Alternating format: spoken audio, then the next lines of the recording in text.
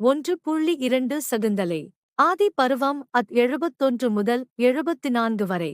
விசுவாமித்திரின் கடும் தவத்தை கலைப்பதற்காக இந்திரனால் அனுப்பப்பட்ட மேனகே, முனிவரின் தவத்தை தன் அழகால் கலைத்து அவரிடம் சகுந்தலை என்ற பெண் குழந்தையைப் பெற்று மாலினி நதிக்கரையில் விட்டுச் செல்கிறாள்.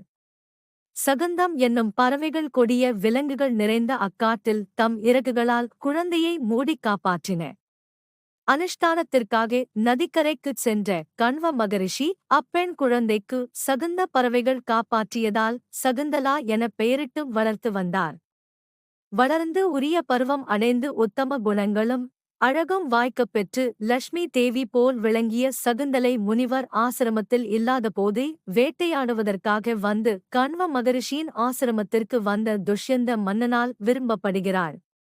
துஷ்யந்தன் அவளிடம்தான் அன்பு கொண்டதைத் தெரிவிக்க சகுந்தலை வளர்ப்பு தந்தையாகிய கண்வர் வரும் வரை காத்திருக்கக் கூறுகிறாள். துஷ்யந்த மன்னன் காந்தர்வ மணம் புரிவதில் தவறேதும் இல்லை எனக் கூறுகிறான். சகுந்தலைதான் அவ்வாறு மணம் புரிந்தால் தன் மகனே துஷ்யந்தனுக்குப் பிறகு அரசனாக பட்டம் சூட்டப்பட வேண்டும் என நிபந்தனை விதிக்கிறாள். துஷ்யந்தன் உடன்படவே இருவரும் கந்தர்வ மணம் புரிந்தபின் மன்னன் விடைபெறுகிறான். விரைவில் அவளை உரிய மரியாதைகளோடு அழைத்துச் செல்வதாக உறுதியளித்துச் செல்கிறான். கண்வ முனிவர் ஆசிரமம் திரும்பியதும் நடந்தவற்றைச் சகுந்தலா குறிப்பாகக் கூற முனிவர் ஞான திருஷ்டியால் அனைத்தையும் அறிந்து கொள்ளுகிறார். துஷ்யந்தன் தருமம் தவறாத மன்னன் என்பதால் சகுந்தலையின் திருமணத்துக்கும் ஆதரவு தெரிவிக்கிறார். சகுந்தலாவிற்கு பிறக்கும் மகன் மிகுந்த பலசாலியாக மகானாக விளங்குவான். உலகரைத்தையும் ஆளுவான் என்று கூறினார். சகுந்தலா தனது கணவனான துஷ்யந்தனின் புருவம்சம் எப்போதும் தர்மத்தில் நிலைத்திருக்க வேண்டும் என்றும் புருவம்ச மன்னர்கள் ஒருபோதும் ராஜ்ய பிரஷ்டம் ஆகக்கூடாது என்றும் கண்வரிடம் வரம் பெற்றாள். 7. சகுந்தலா துஷ்யந்தனின் தூதுவர்கள் தன்னை அழைத்துச் செல்ல வருவார் என்ற தீர்மானத்தோடு அவன் நினைவாகவே இருந்தாள். 3 ஆண்டுகளுக்குப் பிறகு சகுந்தலாவிற்கு தேஜஸ்வியான மகன் பிறந்தான். மலர்மாரி பொழிந்தது. தேவதுந்துபி முழங்கியது. தேவர்களுடன் இந்திரன் வந்தான். சகுந்தலா உன் மகன் மாபெரும் சக்கரவர்த்தியாவான். 1000 அசுவமேத யாகம் செய்வான். ராஜசூயம் முதலிய யாகங்கள் செய்து பிராமணர்களுக்கு அளவற்ற செல்வத்தை தானமாக அளிப்பான் எனக் கூறினான். பெருமகிழ்ச்சி கொண்ட கண்வரிஷி மற்ற ரிஷிகள் மூலம் குழந்தைக்குச் செய்ய வேண்டிய நற்சடங்குகளைச் செய்தார். குழந்தை பெரும் பலசாலியாக கைகளில் சக்கர சின்னத்தோடு தேவர்களைப் போல வளர்ந்தான். 7 வயதிலேயே கொடிய விலங்குகளை அடக்கியும் ராக்ஷர்களை அடித்து வென்றும் முனிவர்களுக்கு பாதுகாப்பாக இருந்தான். அனைவரையும் அடக்குவதால் சர்வதமன் எனப் பெயர் பெறுவான் என ரிஷிகள் கூறினர். அவ்வாறே அழைத்து வந்தனர்.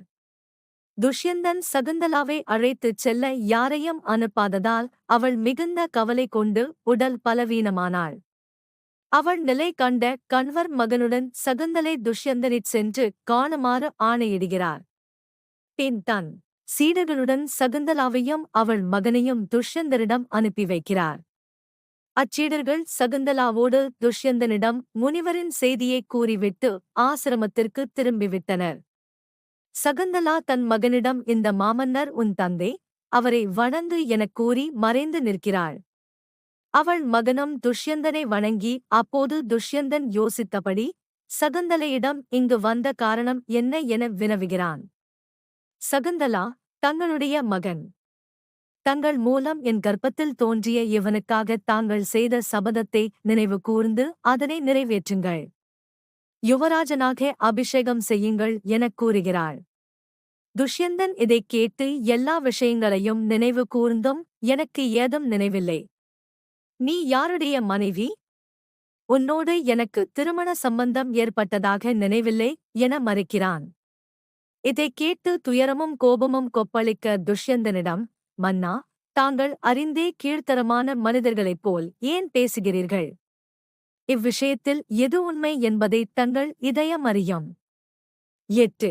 சூரியன், சந்திரன், வாயு, அக்னி, பூமி, நீர், இதயம், யமன், பகல், இரவு, சந்தி நேரங்கள், தர்மம் இவையனைத்தும் மனிதனின் நல்ல, தீய விவகாரங்களை அறிகின்றன. நானாக வந்திருக்கிறேன் என்பதால் பதிவிரதையான என்னை திரஸ்கரிக்காதீர்கள். நான் தங்களால் மதிக்கப்பட வேண்டியவள்.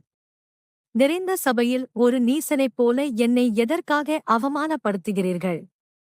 நான் பிரம்மாவிடம் தோன்றிய குசன் என்னும் மகரிஷியின் மகன் குசனாபன், அவரின் மகன் காதி, காதியின் மகனான விசுவாமித்திரரிடத்தில் மேனகையின் மூலமாகப் பிறந்தவள்.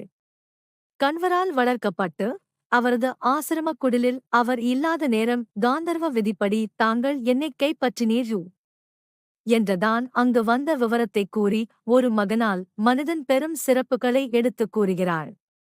துஷ்யந்தனோ சகுந்தலையே தகாத வார்த்தைகளால் மறுத்துக் கூறி அவ்விடத்தை விட்டுச் செல்லுமாறு பணிக்கிறான். சகுந்தலாவை மன்னன் ஏற்க மறுத்ததால் மீண்டும் சகுந்தலா பல்வேறு தரும நெறிகளை எடுத்துக் கூறி வாதிடுகின்றாள். 1000 அசுவமேத பலனைக் காட்டிலும் சத்தியம் சக்தி மிகுந்தது. சத்தியம் போன்ற சிறந்த தருமம் ஏதும் கிடையாது. இவன் உங்கள் பிரதிபிம்பமாகக் காட்சியளிக்கிறான். உங்களுடைய உதவி இல்லாமலே இவன் கடல் சூழ் உலகே அரசாளப் போகிறான். தேவர் போன்ற பலர் இதற்கு சாட்சி என்றாலும் இப்போது சாட்சி ஏதும் இல்லை எனக் கூறி வந்தது போல திரும்ப முற்படுகிறாள். அப்போது அங்கிருந்தோர் கேட்கும்படி அசரீரி ஒலித்தது. துஷ்யந்தா, தாயார் துருத்திக்கு சமமானவள் மட்டுமே. மகன் தந்தையுடையவன். குழந்தையே தோற்றுவிப்பவன் என்னும் ஸ்வரூபத்தால் தந்தையே மகன் உருவில் தோன்றுகிறான். எனவே நீ மகனைப் பாலனம் செய். சகுந்தலாவே அவமதிக்காதே. இவளுக்கு கர்ப்பம் அளித்தவன் நீ. அவள் கூறுவது சத்தியம். ஆகவே துஷ்யந்தா, நீ சகுந்தலாவிற்குப் பிறந்த உன் மகனைக் காப்பாற்று. இவன் உங்கள் இருவரின் புதல்வன்.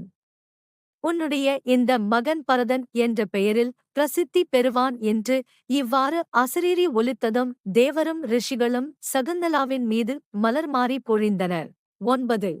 மகிழ்ச்சியடைந்த துஷ்யந்தன் தன் மந்திரிகளிடமும் புரோகிதரிடமும், நீங்கள் தேவ வாக்கினைக் கேளுங்கள்.